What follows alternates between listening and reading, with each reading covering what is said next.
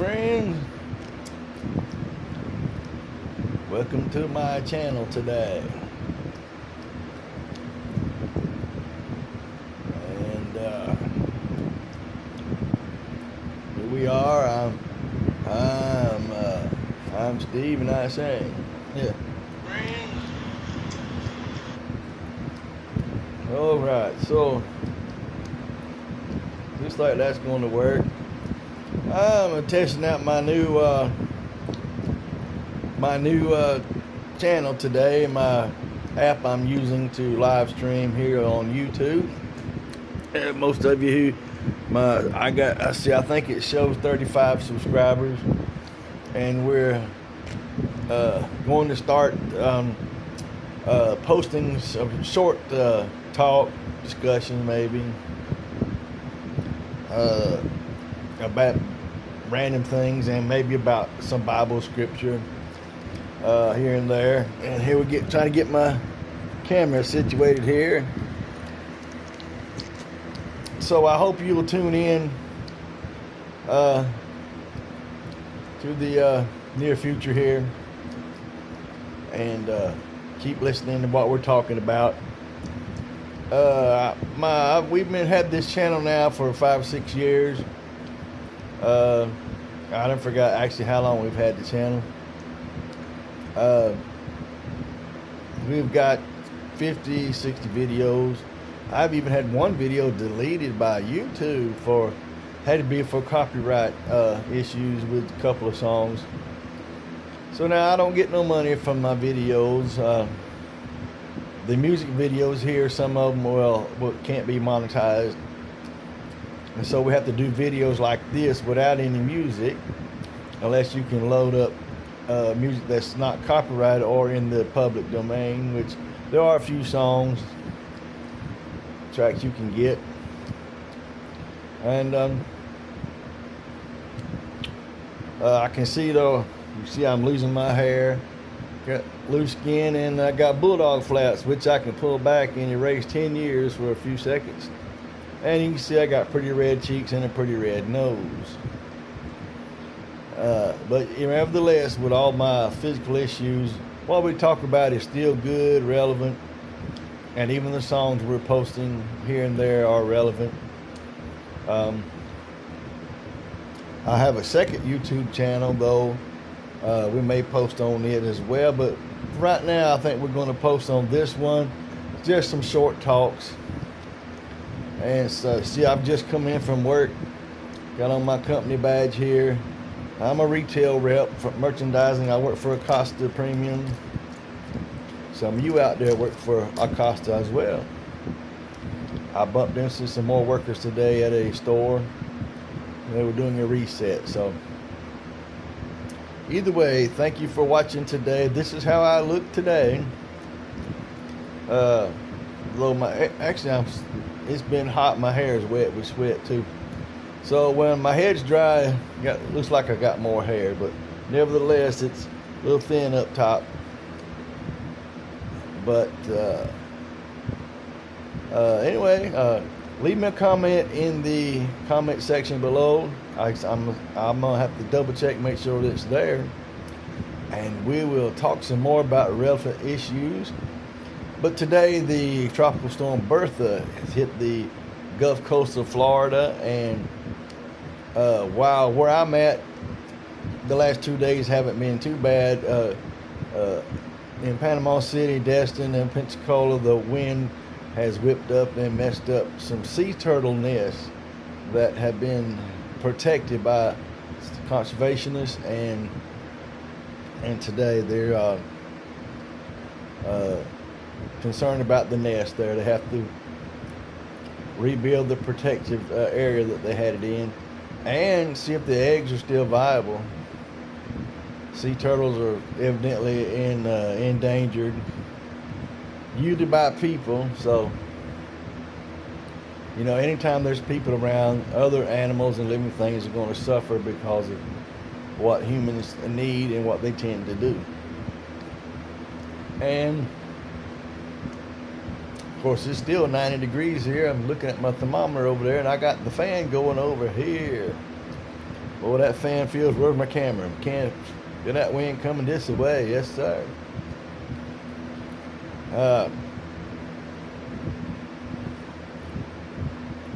Also, the economy today is kind of bad. You know, we're talking about it on Facebook a lot.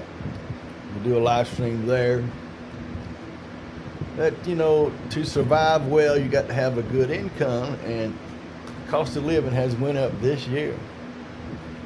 Not only with the cost of gas for your car, but grocery prices have went up.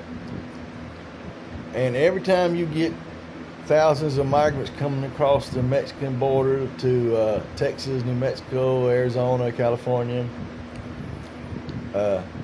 sooner or later prices are going to go up, because it's the economics, you know, supply and demand. You got more people demanding,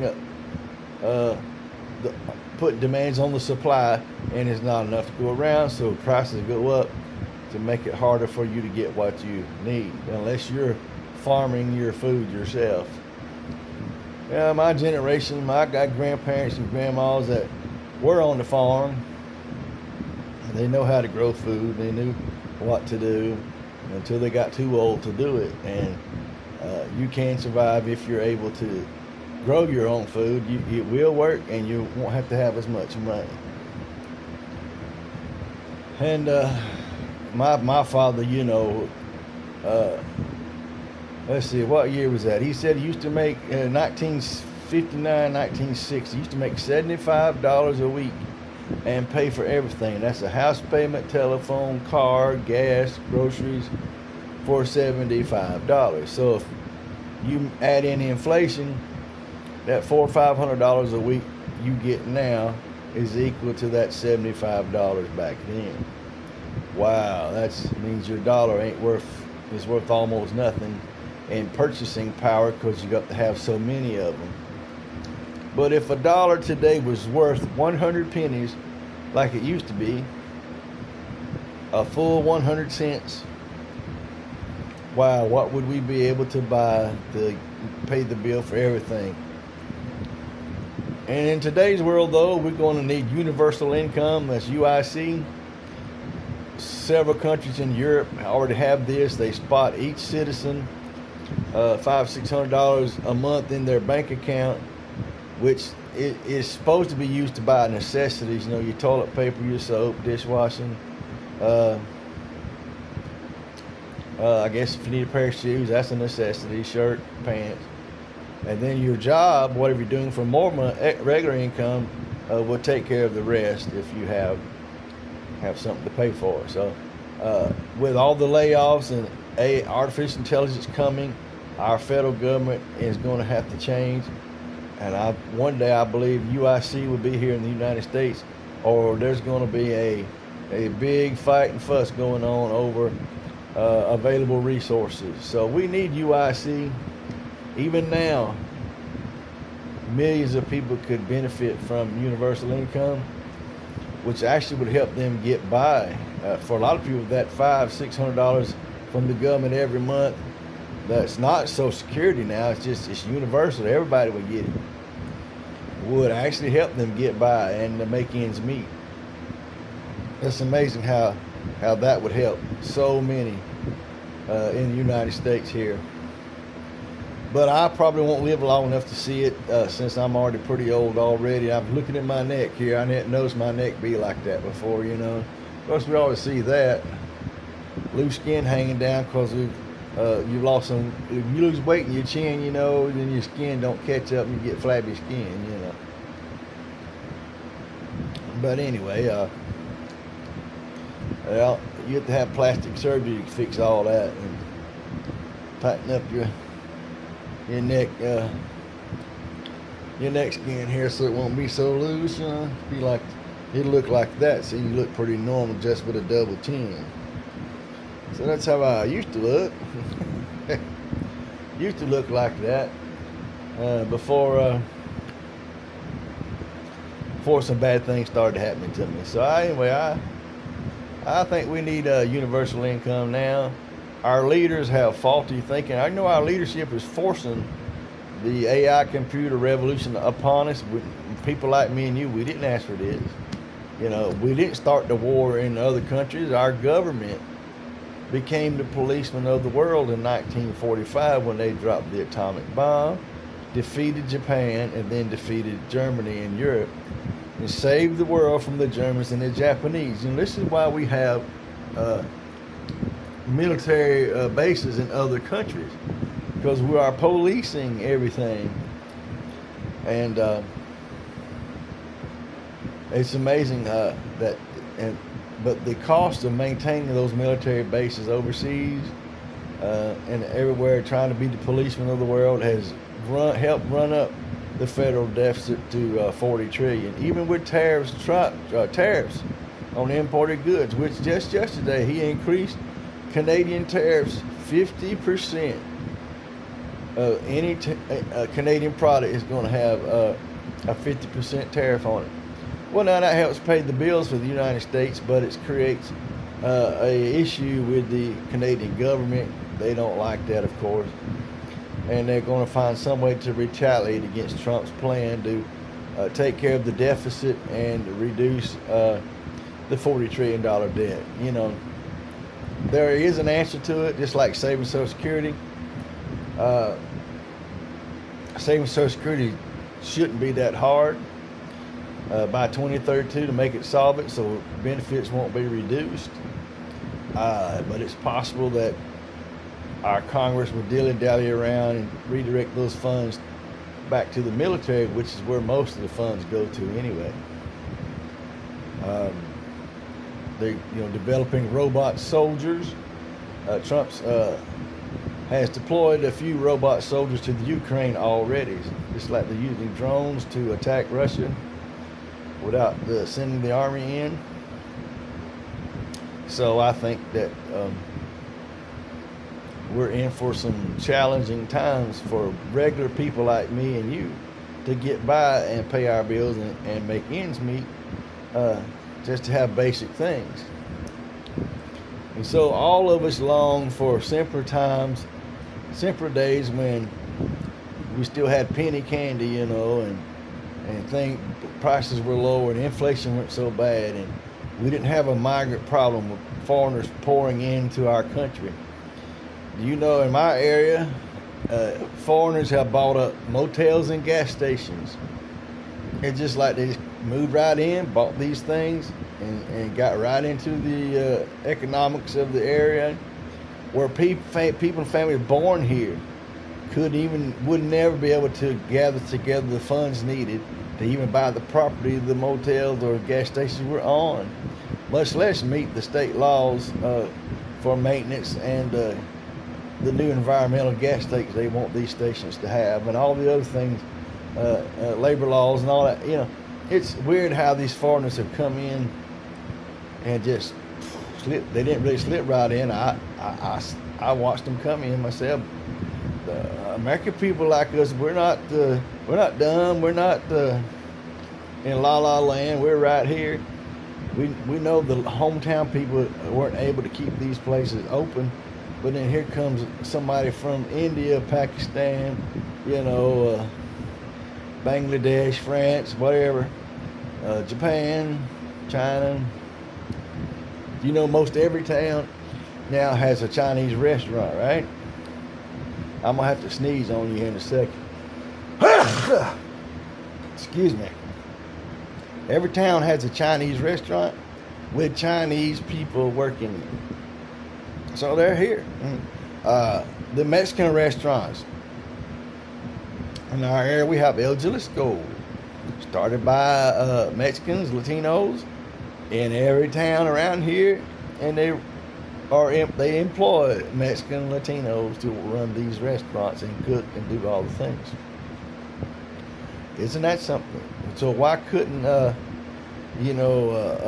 some southern guy and married couple be able to start a restaurant and cook American food?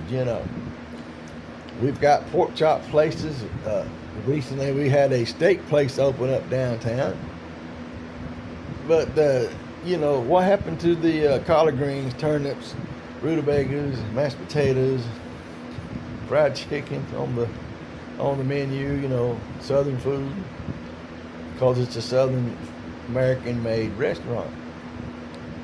You know, we get Taco Bell's, KFC, Burger King, McDonald's, Pizza Hut, the Chinese restaurant, and the Mexican restaurants. But you got to drive far and away from here where I'm at to find any American restaurant. Like Golden Corral, you have some of everything, cabbage, you know. You can even make tacos at Golden Corral, I think. So see, we don't eat out a whole lot because it costs so much. So if you're like me, you're a Dollar Tree person, you'll go in and pay $1.25, $1.50 for some beans and rice and soup. And if you're lucky, you can get a bag of bologna for $3. I think at Dollar General it's $3.75.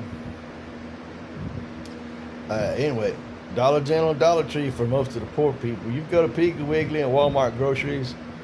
Even Aldi can be expensive. Right now, our Aldi is shut down for repairs and will open back up in a few weeks from now. Anyway, it's to the east of where I'm at, anyway, here in town. All right, well, the point I'm trying to make is prices are up, cost of living's up, but all of our incomes are not up.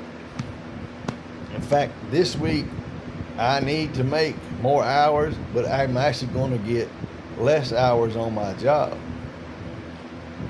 That's turned into a pattern. Whenever we need a stable, you know, consistent amount of work, my particular job in retail work, sometimes it'll go down. And so that makes us not want to quit and then find something else to do. And there's lots of things to do, but it's hard to get paid for. But that's another story. Yeah. You know, I think pioneers sometimes, you know, they didn't expect to get money. When they came in and settled in, they had to pick a spot. And if they didn't own it, they became instant squatters, and they would clear it out, cut the trees down, start trying to build a shelter, then try to clear out a spot close by for planting a little garden. And they would start hunting and fishing right away to keep something to eat on the table. No money, you know, that's how settlements were done. The United States was built on cutting down the forest, building your shelter, and then in some places you would clear out enough of the forest to make a town. All the towns you see, the trees and the grass was cut up, cut down, and so you can make room for the buildings for the people to come in. You know, you make a road. The old federal road that was built from Jacksonville to Pensacola was cut down by the federal army. They just cut the trees down and made a wagon road, a two-rut road. That's how everything starts. You start cutting the things down, then clearing everything out. So it was built from cutting the trees down and on up. You know, then you had to build a kiln to fire up and make you some clay bricks. All these things is how America was built and made. It's funny though, see, some people forget the history of how, and the reality of how life was and how it is now. Now, of course, everybody can't have a farm, and now we have to have, a job to earn an income, a salary, an hourly wage, whatever you get. And we got to have a bank for it to be deposited in so we can use it, you know. Now, of course, in the electronic age, we have debit cards, but of course, I'm old enough to remember when you just wrote checks, or you went to the bank and got cash. Or you could find the grocery store, somebody would cash your check if they knew who you were, and knowing you weren't just running off and writing a bad check. I myself have taken bad checks for filling up a gas tank, and you never be able to collect on that $20 check because they won't ever come back and you can't find them. And then you get on the bad check list. So now when I was working that way, you had a list you check the names or account numbers, bank cards, credit cards would have a bad credit card list, and sometimes we'd actually find one on the list, and then they want you to take it and mail it off to the bank, let them cut it up themselves. So anyway, just how things have been. So I hope you'll find a reason to pray today. If nothing else, pray for yourself to get by and have your needs met, meet your obligations, and pray that you don't get laid off, because we all need our jobs to get by and pay our bills. So blessings and grace and peace be upon you today, and I hope we will see you again soon. Let's see, I've been talking 20 minutes. Do I have anything else to say? Let's see. I don't know. I don't think so. It sounds like I've been rambling on and on too long anyway, you know. And, most people, when they start just having a talk, they don't know what they're going to say. When it comes out their mouth, it just comes out of the old noggin, you know. Sometimes I can think of a topic and stick to it. Sometimes not. But this is my old music channel I've been using, and I'm going to post a few talks here and there. So leave me some comments in the description below, and I hope to talk with you again soon. Thank you much. Bye.